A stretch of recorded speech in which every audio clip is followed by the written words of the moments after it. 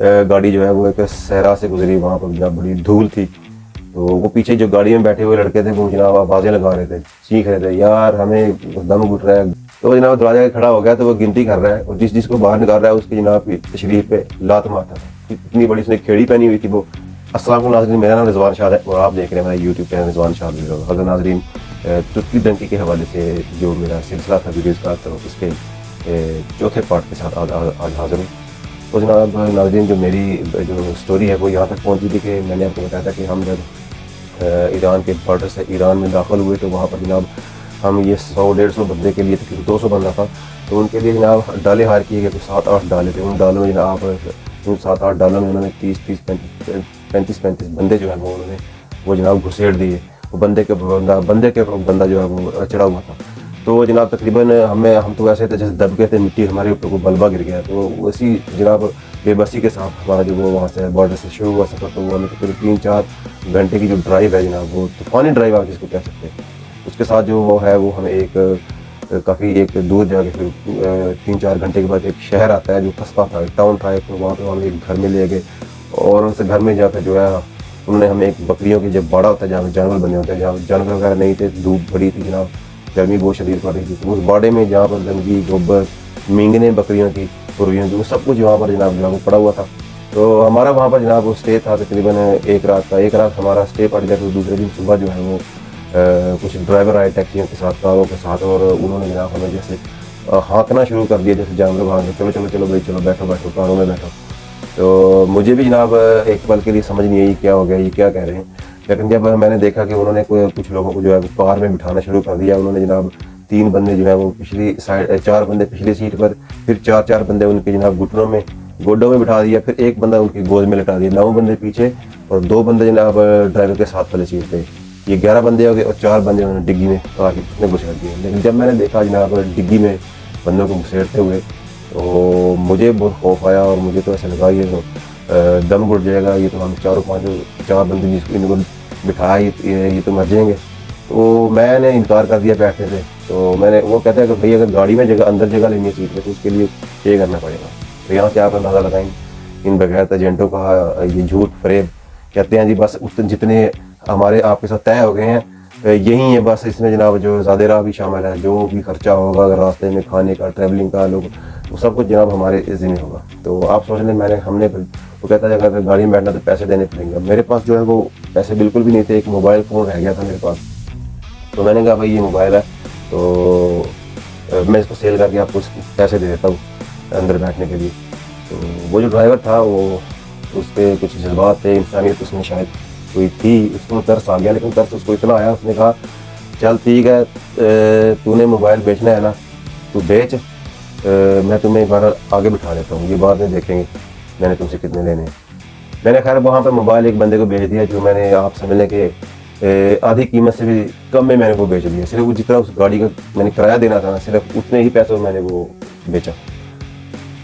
तो जनाब वो हमें लेकर चले गए जनाब, उसने जाना था वहाँ तक 2 घंटे की ड्राइव थी, अगले किसी बड़े शहर में, काफ़ी बड़ा शहर था जहाँ पर उसने लेकर जाना था। तो वो जनाब सफ़र शुरू हो गया। तो मुझे याद है कि एक गाड़ी जो है वो एक सहरा से गुजरी, वहाँ पर जनाब बड़ी धूल थी।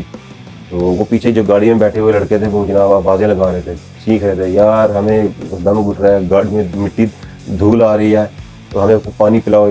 तो हमने ड्राइवर को बताया भाई पीछे से शोर आ रहा है। उसने वहाँ पे गाड़ी रोकी तो उनको पानी वानी दिया।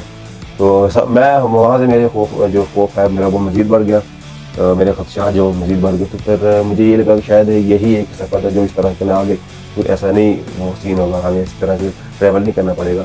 लेकिन मैंने ये ज़रूर सोचा कि ड्राइवर ने हमें उस एजेंट ने हमें ये नहीं बताया कि इस तरह से जनाब वो जो है वो लेके जाते हैं जानवरों की तरह गाड़ियों में, डिग्गियों में बिठा के। तो जनाब खैर हम जब वहाँ पर पहुँचे तो उस ड्राइवर ने मुझसे किराया नहीं मांगा। उसने कहा भाई वो मुझे फारसी तो नहीं आती थी, वो मैं हमें जब छोड़ के जब दरवाजे निकल गया वहाँ से दोबारा दरवाजे से वो वापस आया और मेरे पास पता नहीं उसने क्या कहा और यूँ मुझे किसी कॉलेज पे थपकी भी दी। तो खैर मैं उसके जो एक्सप्रेशन जो थे, चेहरे के तासरात थे, उनको मैंने रीड कर लिया। मैं समझ गया ये कह रहा है कि भाई ये मेरी मेहरबानी है कि जो मैं तुम्हें इस तरह सहूलत से ले आया, तो वरना ये पैसों के बगैर जो है ना वो किसी ने तुम्हें अंदर नहीं बिठाना था, तो मैं तुमसे पैसे भी नहीं देता تو اللہ تمہارا جو ہے سفر آسان کرے. اس نے دعا بھی دی اور چلا گیا. تو میرے دل میں ایک جو ہے نا وہ ایک جذبات اس کے لیے بنے. اگر آج بھی میں اس پورے سفر میں اگر کسی کے لیے میرے لیے مثبت جذبات ہے, یا کہتا ہوں کہ میں جس کو کوئی انسان میں نے وہاں پہ دیکھا, تو وہ صرف وہ ایک ٹیکسی ڈرائیور ہے جس کی اتنی انسانیت تھی. خیر وہاں پر ہم نے جناب اسٹے ہمارا پر تھا وہاں پہ ایک رات کا اس گھر میں. تو تھوڑی دیر کے بعد جناب میں نے کہا جو ٹوائلٹ جانا چاہیے پیشاب کرنے کے لیے. تو وہ گیا, تو وہاں پر جو ہمارا آپ کہہ لیں جو ہمارے پر جو چوکی دار چھوڑا ہوا تھا وہاں پہ, تو وہ کہتا ہے کدھر. میں نے کہا ٹوائلٹ. کہتا پیسے, منی کے بغیر ٹوائلٹ بھی نہیں جا سکتے. جیسے وہ لاری اڈا میں ٹوائلٹ ہوتا ہے جناب پبلک, وہاں پہ جناب فیس لگی ہوتی ہے. کہتا بھائی پیسے دو گے تو ٹوائلٹ ہے. میں نے کہا بھائی یہ تو ڈیرا ہے بھائی, یہ ٹوائلٹ کے پیسے کیوں دیں گے. کہتے بھائی جب تک میں ہوں میں تو پیسے دوں گا. خیر تقریباً شام ہونے والی تھی. میں نے کہا بھائی پیسے تو ہم نہیں دیتے.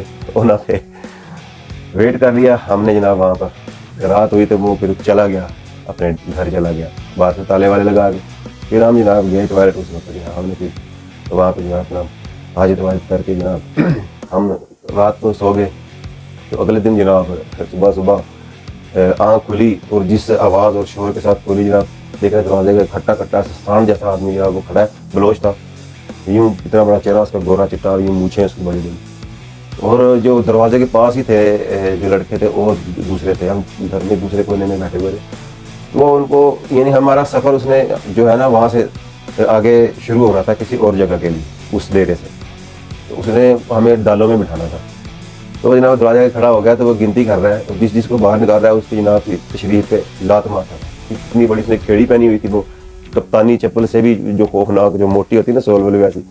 اور جو نکل رہا تھا اس کو تشریف پہ جناب اس نے ایک لات مارنی, یہ گنتی کر رہا تھا اور ساتھ چیخ بھی رہا تھا. اور ہم بڑے وہاں پہ جو ہے نا وہ تھریٹ ہو گئے. تو ہم پریشر میں آ گئے, یہ پتہ نہیں کیا بلا آ گئی, ہمیں کہاں لے کے جائے گا. تو اس طرح سے پھر انہوں نے ہمیں اور ڈالوں میں بٹھایا. ڈالوں میں اسی طرح 30-35 بندے, اور اوپر سے اس وقت انہوں نے ترپال ڈال دی, کیونکہ گاڑی نے جناب جب صحرا کا اصل راستہ تو ان کا صحرا کے ہوتا ہے, جتنا ممکن ہو سکے یہ راستہ خفیہ رکھتے ہیں. لیکن اس صحرا تک جانے کے لیے ان کو تھوڑا سا شہری جو آبادی ہے اس میں سے گزرنا پڑنا تھا. تو وہاں پر جناب یہ پولیس وغیرہ کے ناکے بھی ہوتے ہیں. انہوں نے ہم پہ ترپال ڈال دی, اوپر سے گرمی بھی. تو اس طرح سے وہ ترپال ڈال کے ہمیں وہ اس صحرا تک لے گیا. وہ صحرا میں پھر جا کے اس نے پھر ترپال ہٹا دی ہم سے. تو ہمارا جناب سفر شروع ہوا. وہاں پہ جناب صحرا تھا, کانٹوں والی جناب بوٹیاں, اور وہ اونٹ وہاں پہ چل رہے تھے جو جنگلی اونٹ ہوتے ہیں. تو ایسے صحرا میں پھر جب ڈرائیور پانی پلانے کے لیے ہمیشہ وہیں رکے گا, تبھی رکے گا جب اس کو خود کو پیاس لگتی ہے. ورنہ جناب جب تک وہ نہیں اس کو پیاس نہیں لگے گی تو وہ جناب یہ سفر شروع رکے گا اپنا, چاہے پیچھے سے پیسے مر جائیں. اس کو پیاس لگی, اس نے جناب گاڑی روکی. کہتا ہے بوتلیں ہیں کسی کے پاس تھی؟ انہوں نے کہا ہاں ہمارے پاس. انہوں نے کہا چلو بھائی وہاں سے پانی بھرنا ہے, وہاں سے پانی پینا.